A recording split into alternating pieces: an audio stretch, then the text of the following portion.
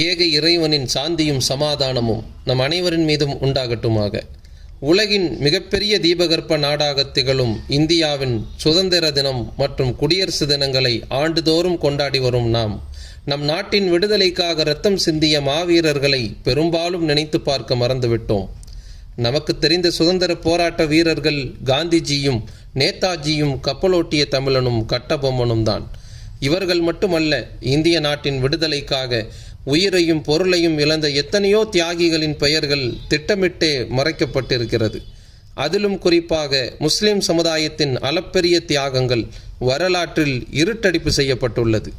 இந்திய நாட்டின் விடுதலைக்காக சிறை சென்றவர்களிலும் உயிர் நீத்தவர்களிலும் இஸ்லாமியர்கள் அதிகமாகவே இருந்தனர் என்றும், அவர்களது மக்கள் தொகை விகிதாச்சாரத்தை விட விடுதலை போரில் மாண்டோரின் எண்ணிக்கையின் விகிதாச்சாரம் அதிகமாகவே இருந்தது என்றும் வரலாற்று ஆய்வாளர் குஷ்வந்த் சிங் தனது இல்லஸ்ட்ரேட் வீக்லி பத்திரிகையில் கூறுகிறார்.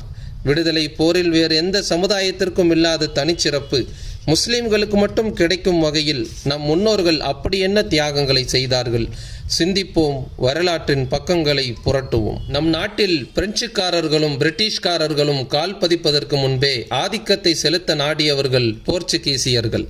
1524 முதல் 1620 வரை சுமார் 90 ஆண்டு காலம் கேரளாவின் காலிக்கட் பகுதியில் போர்ச்சுகீசியர்களை காலூன்ற விடாமல் கடற்படை மூலம் தடுத்த மாவீரர்கள் குஞ்ஞாலி மரைக்காயர்கள். முகலாய பேரரசின் மிகச்சிறந்த மன்னரான எளிமையும் நேர்மையும் கொண்ட நீதிமிக்க ஆட்சியாளரான அவுரங்கசீப்பின் மரணத்திற்கு பின்னால் பிரெஞ்சுக்காரர்களும் பிரிட்டிஷ்காரர்களும் மெல்ல மெல்ல இந்தியாவின் பல பகுதிகளுக்குள் நுழைந்து காலனி ஆதிக்கத்தை செலுத்தினர். வியாபார நோக்கில் நம் நாட்டிற்குள் புகுந்த வெள்ளையர்கள் சொந்த நாட்டு மக்களையே அடிமைப்படுத்த நினைப்பதை எதிர்த்து 1757 ஆண்டு பிளாசிப் போரை நடத்தி கொல்கத்தாவை விட்டு வெள்ளையர்களை விரட்டி அடித்தவர் வங்கத்து சிங்கம் சிராஜுத்தௌலா. இந்தியாவின் தென்பகுதியில் வெள்ளையர்களின் ஆதிக்கத்தை சுக்குநூறாக உடைக்கும் வகையில் போர்க்குணம் கொண்ட போர்வாளாக விளங்கியவர்கள் மைசூர் புலிகள் ஹைதர் அலியும் திப்பு சுல்தானும். கத்தியும் அம்புகளையும் வைத்து போர் புரிந்த 18ஆம் நூற்றாண்டில் உலகில் முதலாக ஏவுகணையை தயாரித்து ஆங்கில படைகளை துரத்தி அடித்த மாவீரன் திப்பு சுல்தான். அவரது வீரத்தை நினைவு கூர்ந்து சர்வதேச விண்வெளி ஆய்வு மையம் நாசாவில் புகைப்படத்தை வைத்துள்ளார்கள். ஹைதர் அலியை போல் திப்பு சுல்தானை போல் வெள்ளையர்களுக்கு சிம்ம சொப்பனமாக திகழ்ந்த மாவீரன் தான் முகம்மது யூசுப் கான் எனப்படும் மருதநாயகம் பிள்ளை. மதுரையில் கோட்டை அமைத்து 27,000க்கும் அதிகமான படை வீரர்களுடன் அசைக்க முடியாத சக்தியாக இருந்த மருதநாயகம் கூட இருந்தே குளிபறித்த கயவர்களின் சூழ்ச்சியால் மதுரை சம்மட்டிபுரத்தில் 1764 வெள்ளையர்களால் தூக்கிலிடப்பட்டார். அவரது தலை, கைகள், கால்கள் தனித்தனியாக வெட்டி எறியப்பட்டது. வெள்ளையர்களை எதிர்ப்பவர்களுக்கு இதுதான் இறுதி நிலைமை என காட்சி பொருளாக அவரது உடல் வைக்கப்பட்டது. இருந்தாலும் விடுதலை போர்கள் ஓயவில்லை. வேலூர் சிப்பாய் புரட்சி. பிரிட்டிஷ் இராணுவத்தில் பணியாற்றிய காவலர்கள் தாடி வைக்கக்கூடாது, தலைப்பாகை அணியக்கூடாது, திருநீர் திலகங்கள் இடக்கூடாது என மத அடையாளங்களற்ற கோலத்தில் இராணுவத்தினர் பணிபுரிய வேண்டும் என கட்டளை பிறப்பிக்கப்பட்டது. திப்பு சுல்தானின் மறைவுக்கு பின் அவரது மகன்கள் வேலூர் கோட்டையின் சிறையில் அடைக்கப்பட்டிருந்த நேரத்தில் இச்சட்டம் வேலூர் சிப்பாய்களுக்கும் போடப்பட்டிருந்தது. சொந்த நாட்டு மக்களையே அடிமைகளாக்கி மத உரிமையை பறிக்க பார்க்கும் பிரிட்டிஷ் இராணுவத்தின் ஆணவ போக்கை ஒழிக்க வேண்டுமென திப்பு சுல்தானின் மகன்கள் அப்துல் ஹாலிக், முஹைசுத்தீன் இருவரும் சிறையிலிருந்தே சிப்பாய்களை ஒருங்கிணைத்தனர். 1806 ஜூலை 10 அன்று இதன் விளைவாக சிப்பாய்கள் போராளிகளாக மாறினர். பிரிட்டிஷ் படையிலிருந்த 113 நபர்களை சுட்டு தள்ளி வேலூர் கோட்டையை கைப்பற்றினர். பொறுக்க முடியாத பிரிட்டிஷ் இராணுவம் கர்னல் ஜில்லஸ்பி தலைமையில் புரட்சி செய்த 350 சிப்பாய்களை சரமாரியாக சுட்டு கொன்றது. திப்பு சுல்தானின் மகன்களை கொல்கத்தாவில் உள்ள சிறையில் அடைத்தது. திப்பு சுல்தான் மகன்களின் பிரச்சாரம் வட இந்தியாவிலும் பரவத் தொடங்கியது. மீரட் சிப்பாய் புரட்சி. விடுதலை போரில் ஈடுபடும் நபர்களை அடக்கி ஒடுக்க பிரிட்டிஷ் இராணுவம் என்ஃபீல்டு ரக துப்பாக்கிகளையும் நவீன தோட்டாக்களையும் இங்கிலாந்திலிருந்து இறக்குமதி செய்தது. அந்த தோட்டாக்களின் உரையில் பன்றியின் கொழுப்பும் மாட்டின் கொழுப்பும் தடவப்பட்டிருந்தது. இதனை வாயில் கடித்து துப்பாக்கியில் செலுத்த வேண்டும் என்ற உத்தரவால் இராணுவத்தில் பணியாற்றிய முஸ்லிம்களும் இந்துக்களும் வன்மையாக எதிர்த்தனர். மௌலவி அஹ்மதுல்லா ஷாவும் இம்தாதுல்லாவும் களமிறங்கி முஸ்லிம்களையும் இந்துக்களையும் ஒன்றிணைத்து பிரிட்டிஷ் இராணுவத்தின் அராஜக போக்கிற்கு எதிராக மிகப்பெரிய பிரச்சாரத்தில் ஈடுபட்டனர்.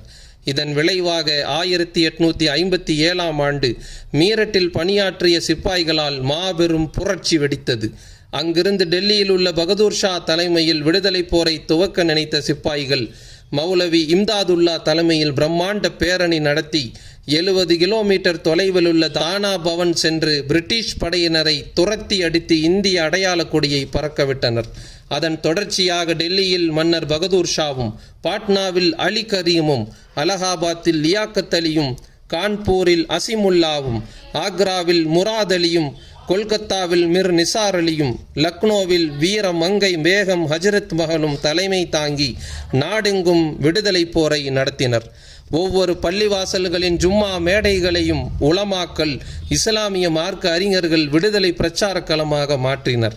பக்கீர் ஷாக்கள் வழிப்போக்கர்கள் கோலத்தில் பல மார்க்க அறிஞர்களும் விடுதலை போராட்ட வீரர்களும் பல இடங்களுக்கு சுற்றுப்பயணம் செய்து நாடு முழுவதும் சுதந்திர தாகத்தை ஊட்டினர். இதற்கு முன்னிலை வகித்த மௌலவி அஹ்மதுல்லா ஷாவை பிடித்து தந்தால் 50,000 ரூபாய் சன்மானம் கிடைக்கும் என பிரிட்டிஷ் இராணுவம் அறிவித்திருந்தது.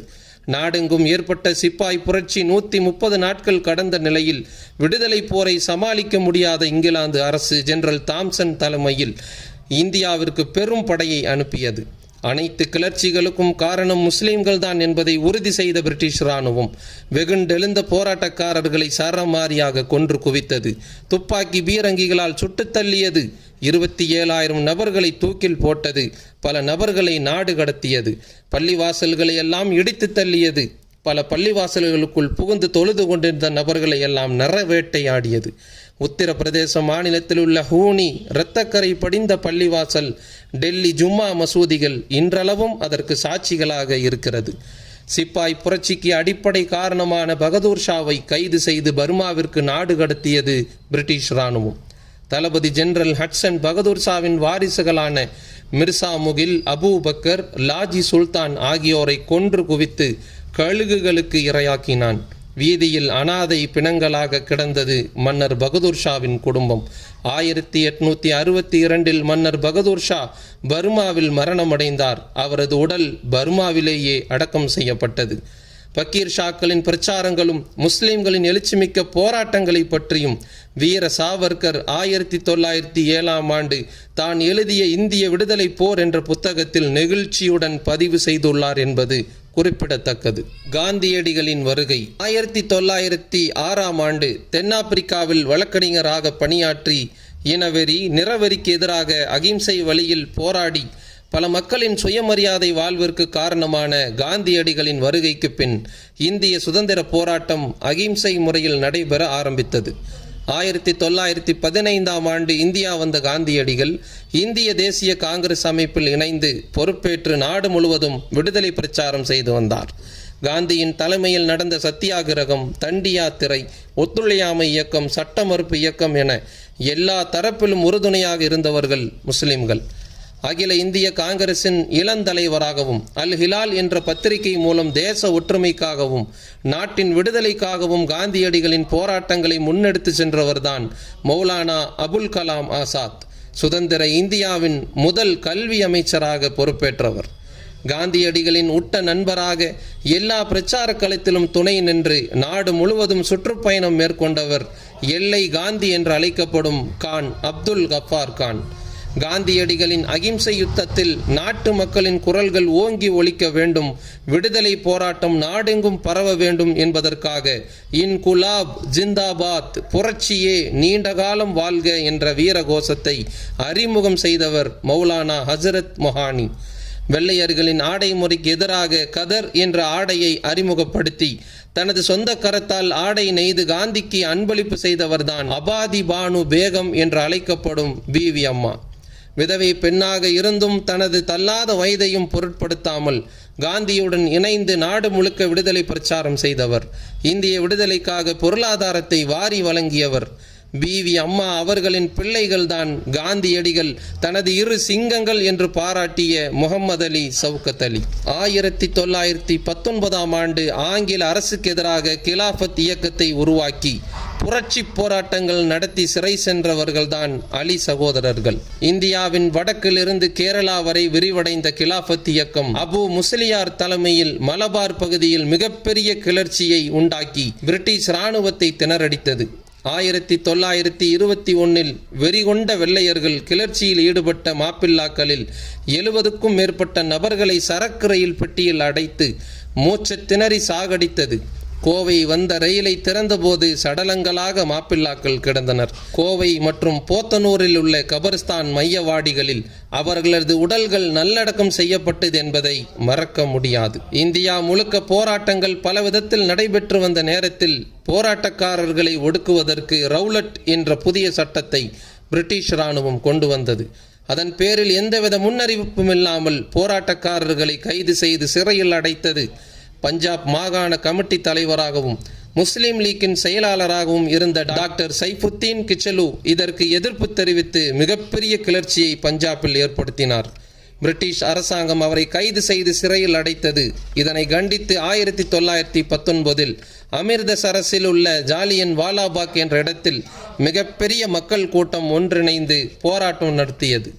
இதனை தடுக்கும் வகையில் ஜெனரல் டயர் என்ற பிரிட்டிஷ் அதிகாரி தலைமையில் வந்திறங்கிய இராணுவம் மைதானத்தில் கூடியிருந்த நபர்களை சுட்டுத் தள்ளியது. இதில் பெண்கள், குழந்தைகள், முதியவர்கள் பலர் உயிரிழந்தனர். 1000க்கும் அதிகமானோர் காயமடைந்தனர். அதேபோல் காந்தியடிகளின் ஒத்துழையாமை இயக்கத்திற்கு ஆதரவளித்து வெள்ளையர்களின் ஆடைமுறை, படிப்பு, பட்டம், வேலைவாய்ப்பு என அனைத்தையும் தியாகம் செய்வதில் முன்னோடிகளாக இருந்தவர்கள் முஸ்லிம்கள். கண்ணியத்திற்குரிய காயிதே மில்லத் என்று அழைக்கப்படும் முகமது இஸ்மாயில் அவர்கள் தனது கல்லூரி படிப்பை தூக்கி எறிந்து ஒத்துழையாமை இயக்க போராளியாக வலம் வந்தார். காந்தியின் அறவழி போராட்டம் நடந்த அதே நேரத்தில் வீறு கொண்ட இளைஞர்களால் ஆங்காங்கே புரட்சிகளும் தாக்குதல்களும் நடைபெற்றது. பிரிட்டிஷ் கிழக்கிந்திய கம்பெனி இந்திய வளங்களை சுரண்டி பல லட்சம் ரூபாய்களை ரயிலில் கொண்டு சென்ற நேரத்தில் 1925ஆம் ஆண்டு உத்தரப்பிரதேச மாநிலம் கக்கோரி பகுதியில் சோசியலிக் டெமோக்ராட்டிக் ரிபப்ளிக் இயக்கத்தை சார்ந்த 27 வயதான அஸ்ஃபகுல்லா கான் தலைமையிலான புரட்சி குழு ரயிலை மறித்து இராணுவத்தை தாக்கி பல லட்சம் ரூபாய்களை தன் கைவசப்படுத்தியது. இதற்கு காரணமான அஸ்ஃபகுல்லா கானை கைது செய்து ஃபைசாபாத்தில் தூக்கிலிட்டது பிரிட்டிஷ் இராணுவம். காந்தியின் அஹிம்சை போராட்டம் இந்திய விடுதலை போரில் மிகப்பெரிய தாக்கத்தை ஏற்படுத்தியது போல் அதிரடி படையாக மாறி வெள்ளையர்களை திணறடித்து இராணுவ கட்டமைப்புடன் களமிறங்கிய போராளிதான் நேதாஜி சுபாஷ் சந்திர போஸ். 2ஆம் உலகப் போர் நடந்து கொண்டிருந்த நேரத்தில் 1943ஆம் ஆண்டு இந்தியாவில் உள்ள பிரிட்டிஷ் இராணுவத்தை விரட்டும் நோக்கத்தில் ஜப்பான் அரசுடன் சேர்ந்து பல வியூகங்களை அமைத்து இராணுவ படையை நேதாஜி உருவாக்கினார். இதன் தளபதியாக விளங்கியவர் ஷா நவாஸ் கான். 19 நபர்கள் கொண்ட நேதாஜியின் மந்திரி சபையில் அஜீஸ் அகமது, கரீம் கனி, TM கான், இஹ்சான் காதிர், ஷானவாஸ் ஆகியோர் அமைச்சர்களாக அங்கம் வகித்தார்கள். வெள்ளையர்களுக்கு எதிராக இந்திய தேசிய இராணுவ வீரர்கள் வீரியமிக்க போராட்ட உணர்வை உள்ளத்தில் சுமக்க வேண்டும் என்பதற்காக ஜெய் ஹிந்த் என்ற போர்க்குரலை முதலில் எழுப்பியவர் மேஜர் ஆபித் ஹசன். பிரிட்டிஷ் இராணுவத்திற்கு எதிராக போர்ப்படையை உருவாக்க பெரும் பொருளாதாரம் தேவைப்பட்ட நேரத்தில் பர்மாவில் நிதி திரட்டும் நிகழ்ச்சியை 1943ஆம் ஆண்டு நேதாஜி ஏற்பாடு செய்தார். பல தொழிலதிபர்கள் தங்களது பங்களிப்பை சிறிய அளவில் தெரிவித்த நேரத்தில் பல கோடி ரூபாய் மதிப்பிலான தனது சொத்துக்களை இந்திய தேசிய இராணுவம் அமைய வாரி வழங்கினார் வல்லல் ஹபீப். பல லட்சங்களை வாரி வழங்கியது வல்லல் அமீர் ஹம்சா அவர்களின் குடும்பம். இந்த பொருளாதார பலத்தோடு ஜப்பானின் ஆதரவோடும் இந்திய தேசிய இராணுவம் பிரிட்டிஷாருக்கு எதிராக போரிட்டு அந்தமான் நிக்கோபார் தீவுகளை கைப்பற்றி தன் ஆளுகையின் கீழ் கொண்டு வந்தது. 2ஆம் உலகப் போரில் ஜப்பான் தோல்வியை தழுவிய காரணத்தால் இந்திய தேசிய இராணுவம் முடக்கப்பட்டது. அதன் தலைவர்களும் கைது செய்யப்பட்டனர்.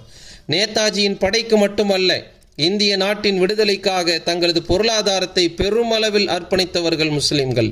குஜராத்தில் தாதா அப்துல்லா என்ற கம்பெனியை நடத்தி வந்த அப்துல்லா ஆதம் ஜவேரி, அப்துல் கரீம் ஆதம் ஜவேரி சகோதரர்கள் பல கோடி ரூபாய்களை காந்தியடிகளின் போராட்டங்களுக்காக வாரி வழங்கினர்.